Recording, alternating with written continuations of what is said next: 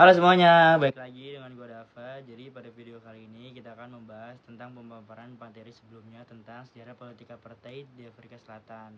Semoga bermanfaat dan ditonton sampai habis ya. Selamat menyaksikan. Jadi, sistem apartheid di Afrika Selatan yang berlangsung dari tahun 1948 hingga awal 1910-an adalah bentuk terinstitusionalisasi dari diskriminasi rasial. Sifat dan dampak kebijakan ini tidak terbatas pada individu yang secara langsung mengalami penindasan, namun membentuk struktur sosial, ekonomi, dan politik negara itu secara keseluruhan. Oleh karena itu, pemahaman ciri-ciri dan dampak dengan sistem sangatlah penting untuk memastikan perjuangan yang berkelanjutan untuk keadilan dan kesetaraan di seluruh dunia.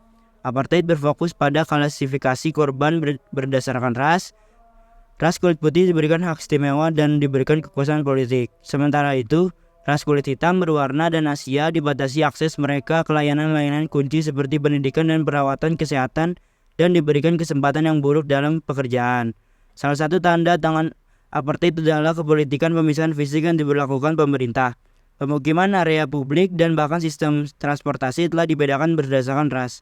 Hal ini menciptakan oksimoron atau lingkungan yang terumpi dan terasing dari segregasi sosial dan fisik secara keseluruhan. Pernah terjadinya bahwa banyak undang-undang diciptakan dengan objektif tertentu yang mendukung apa yang kita sebut sekarang sebagai sistem apartheid. Establishment of many laws, the Population Registration Act, and the Group RSA yang menyediakan landasan legal terhadap diskriminasi tertentu. Terlepas dari fakta bahwa apartheid telah diakhiri, dampak-dampaknya masih ada sebagai ketidaksetaraan dalam masyarakat minimal. Akses ke pendidikan, pekerjaan, dan layanan kesehatan adalah jauh dari rata. Dan sebagian besar populasi kulit hitam dan berwarna masih terkekang oleh apartheid. Dengan cara ini, perasaan frustasi bisa menghasilkan konflik masyarakat. Perbedaan yang mendalam dan keras antar suku bisa mengakibatkan ketegangan, konflik, dan perasaan takut. Terakhir, masa merasakan trauma yang alamiah karena identitas bermoral mereka telah disakiti. Pada gilirannya, mereka meneruskannya ke generasi berikutnya. Dan pengalaman apartheid mulai membentuk generasi baru yang harus menghadapi garis masa mereka.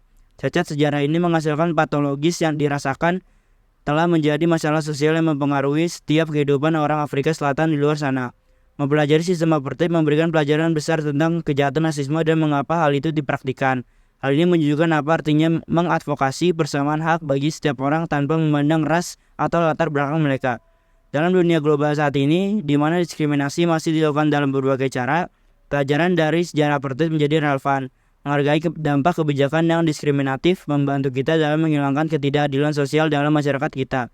Bangkitan nasionalisme Afrika Selatan di awal abad ke-20, khususnya di kalangan penduduk kulit putih, memainkan peran penting dalam membentuk landscape politik.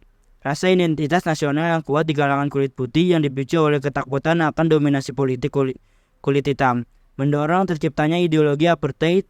Mereka merasakan kebutuhan mendesak untuk menjaga kekuasaan dan budaya mereka dari apa yang mereka anggap sebagai ancaman dari populasi non-kulit putih. Setelah Partai Nasional naik ke tempuh kekuasaan pada tahun 1948, serangkaian undang-undang segera disahkan untuk menetapkan kerangka hukum bagi diskriminasi rasial. Undang-undang Pendaftaran Penduduk tahun 1950 memperkenalkan klasifikasi rasial yang ketat, sedangkan Undang-Undang Kawasan Kelompok pada tahun yang sama mengatur segregasi spesial. Pengesahan undang-undang ini memperkuat legitimasi sistem apartheid, menjadikan diskriminasi sebagai norma yang diterima secara sosial. Pendidikan juga dijadikan senjata untuk menegakkan apartheid. Undang-undang pendidikan bantu menerapkan sistem yang bertujuan untuk menghasilkan tenaga kerja dengan keterampilan terbatas dan tidak memiliki aspirasi untuk menantang ketatanan yang ada.